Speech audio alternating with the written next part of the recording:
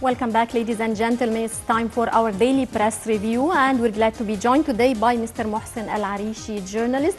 Good morning, sir. Good morning. And we start off from اليوم السابع, where we read President El-Sisi meets with National Security Council. President Abdel Fattah El-Sisi on Monday presided over the National Security Council meeting.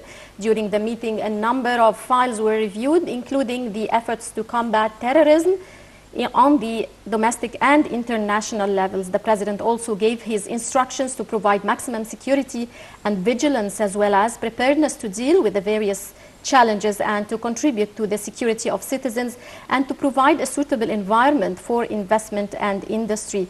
The Council also reviewed a number of national projects being implemented by these sectors in order to achieve the economic and social development plan and improving people's living standard. The Council also reviewed supporting the tourism sector, where it was stressed the importance of working to stimulate domestic and foreign tourism and to continue efforts to restore tourist flow to Egypt. The Council also reviewed government efforts to resolve investors' problems, as well as the Daba nuclear project to produce electricity. Sir, and back to you, sir. How do you see the importance of this meeting by President El-Sisi with the Council, with the Security Council? Yeah, that's right. Let's first agree that this is presidential responsibility. People elect the president to guarantee security, to guarantee stability, to guarantee economic prosperity as it is possible for him. But before elaborating the meeting by President Sisi with the National Council, I would like to discuss what French President Hollande did after the Paris attack. Right. He is now calling for constitutional changes. Right. Do you know what does he mean by constitutional changes, by this call? He wants to increase his presidential powers, to have more powers in his hand to fight, because he said that France is at war against terrorism. And some MPs, some member of parliaments in France are Which now, is a very similar situation with Egypt. Quite right. When President Sisi called for, or suggested, he suggested constitutional changes about months ago, he was criticized and the political street was divided. Some people said yes, the presidential power in this constitution is less than what it should be necessary. Right. Even though Egypt is at war against terrorism. So I want, and something very, very interesting also. You know, after Paris attack, there was a hashtag saying pray for Paris. But the people responded that please stop religion. We don't want more religion. But the hashtag should be think, learn, and act. This is what we need here. We don't want Al-Azhar to be involved in this. But Egyptians, like French people now, should think, should learn from past experiences against those terrorists, against violence, and then learn how to act powerfully, effectively. Right. So I hope the Egyptians who criticize, especially NGOs, allegedly interested in democracy or in human rights, would learn the lesson from France. So. Right, sir. And we move on to Al-Masri اليوم, where we read the cabinet holds weekly meeting in Sharm el-Sheikh. The cabinet headed by Prime Minister Sharif Ismail holds on Tuesday its weekly meeting in Sharm el-Sheikh to encourage domestic and international tourism in the city. Cabinet spokesman Hussam Qawish said that holding the cabinet meeting in Sharm el-Sheikh is to send a message to the whole world that both Egypt and Sharm el-Sheikh are safe. Kawish also asserted that the Prime Minister is following up the Minister's implementation of the plans and programs of the government on a daily basis.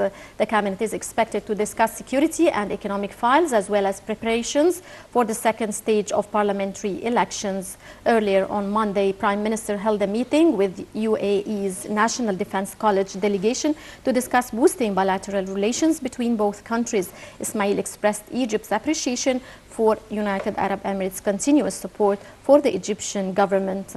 Also, Prime Minister met with Vietnamese State Minister, who expressed his country appreciation to the role played by Egypt, praising the diplomatic relations between Egypt and Vietnam through the past 50 years. Sir, how do you see the importance of working on the issue of Sharm el-Sheikh? And we want to prove to the world that Sharm el-Sheikh is safe and the people are going there. How do you see this should be going on? This is a good argument that the government and also, I should say, the presidency and everybody in tourism sector, in business sector related to tourism, are calling that Sharm el-Sheikh is safe. I don't think this is good for the government to go there, the government in particular, to go there to hold its meeting in Sharm el-Sheikh. What we need to toughen laws against violence. Right. This will be good message to tourists to realize that Egypt has strong authority, strong security authority, which is capable of fighting or combating or counteracting the violence campaign by those people. And in the meantime, I think, and I'm sorry to say that, we should learn from Paris attack that our security authorities, I'm sorry to say, we should doff the hat for them. We should pay tribute to them because they are better than any other security authorities in foreign countries. Concerning the Paris attack, there were 7 attacks at the same time, simultaneous attack in different places in the capital. Right. This is horrible. How this... It's being compared to 9/11 in New York. You are quite right.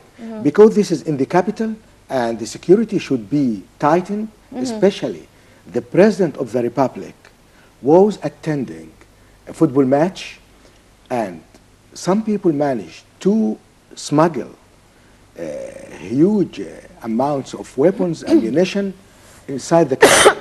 But here in Egypt, we should say that the situation is controlled better than different countries, in any other especially country. in Europe. Right. So I think if the government did its job on the ground effectively and practically, this will be a good message than to travel to Sharm el-Sheikh and to hold meetings. So what? What are you going to do when you hold a meeting there? Just to say that, oh, we arrived safe in Sharm el-Sheikh? To me, this is ridiculous. But toughen your law, tighten your security, ignore voices which say, oh, the Egyptian government or authorities are violating human rights. Let's learn. We should draw their attention to what is happening now in France. Do you know that some people, some MPs in the French parliament want to declare the 6th republic in France? Now they are in the 5th republic, but they said the war against terrorism because France is under attack, like what Bush had said. Sorry to jump in here, but why do you think France in specific was attacked several times this year?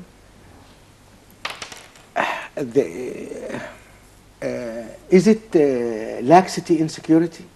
Is it not tightened security measures by French police and French intelligence? But any country, no country is safe from terrorists. They just want to give message that we are there.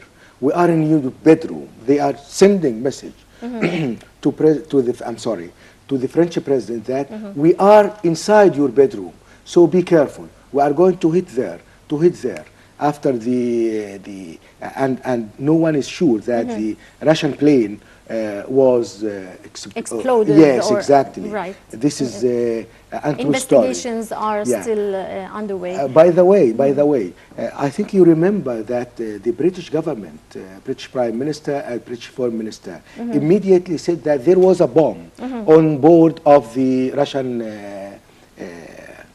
plane. But charity should begin at home.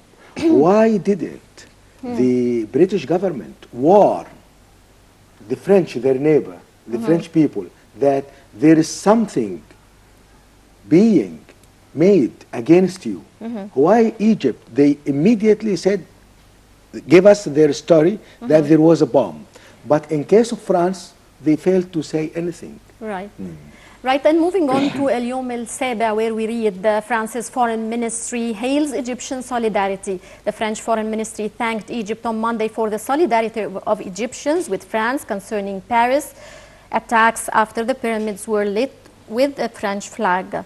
On its Twitter account, the French foreign ministry posted a picture of the pyramids with the French flag on them, saying, "Thanks, Egypt." The French embassy in Cairo also thanked Egypt for the Egyptian solidarity with France. Meanwhile, the French embassy in Cairo said that France is not barring entry into its lands, but it's restoring inspection procedures around its borders. In a statement, it said that Egypt's citizens who have Schengen visa can still travel to France, while travelers can still apply for Schengen visas, and those with valid visas are not prohibited from entering France. Sir, actually, this is a very important issue that was worrying a lot of Egyptians, that the Schengen visa might be cancelled. If you have a Schengen visa, it might be cancelled, and you might not be able to obtain a new Schengen visa. So here we can see that they are saying that the Schengen visa will be still valid for Egyptians. Yeah, because the French government, after this attack 2 days ago, you know, we should say that the threat to the French society is not from Egyptians, whether young people who migrated there or are working there or are traveling for something. The French embassy said here the Schengen visa is available because Egyptians are traveling to France for medical treatment, for study, for something. Tourism. Exactly, for conference, to attend conferences there, international conferences. But the threat to the French society is from French citizens from Algerian and Moroccan origins. And in this case, I should mention something. And there's a large number of Algerians and Of Moroccans course, living of in course. France actually a long time ago. Yeah, this and is, they have the French nationality also. you are quite right. They are French citizens. And yesterday, the French Interior Minister said that the perpetrators of this attack were French citizens. And many people are criticizing those French citizens from Arab origins. Yes. Sir, how do you see cooperation should be taking place between Egypt and France on the file of fighting terrorism, specifically after the Paris attacks? Let's agree, this is a very good question. Let's agree that for more than 30 years, Egypt has been appealing to world community, world countries, please let's cooperate to fight terrorism. And ex-President Hosni Mubarak had sent a message about 20 years ago that let's have an international conference against terrorism because no one is safe. But his warning was ignored. Now, President Sisi and many Egyptian officials, especially Foreign Minister Sama Shukri, have been repeating their appeals. Egypt has, I think, any country wants to effectively fight terrorism in its society should exchange experience with Egypt because we have so many wounds. We are still bleeding. So we have good experience in this war. That's why Russian President Putin and President Sisi are cooperating together, you know, to counter terrorism. Yes. Right, and moving on to El Watan, where we read Hurghada Airports receives 3,800 European tourists. Hurghada International Airport received on Monday 3,800 European tourists coming on 29 different international flights. German tourists topped the holiday makers who came on these flights, besides receiving several tourists from Belgium, Switzerland, and the Netherlands. Earlier, the airport received 77 international, domestic, and international flights, including German flight with 3,500 tourists. Sir, in a very brief, how do you comment on the tourists coming into Egypt and the upcoming touristic season that is starting now? The birds are still coming. The birds, I mean tourists, are still coming. So Egypt already is known for its stability. What we are witnessing, especially in Sinai, is something which could happen in any country, but we are still receiving our birds, doves, I mean tourists. So the situation would improve very quickly in the near future. So you think by the beginning of the tourism season, which starts by the beginning of December, this is the highest season in Sharm el-Sheikh? New Year festivities. I expect, by the way, Russian tourists will come to spend the Christmas, of course, in Hurghada and in Sharm el-Sheikh.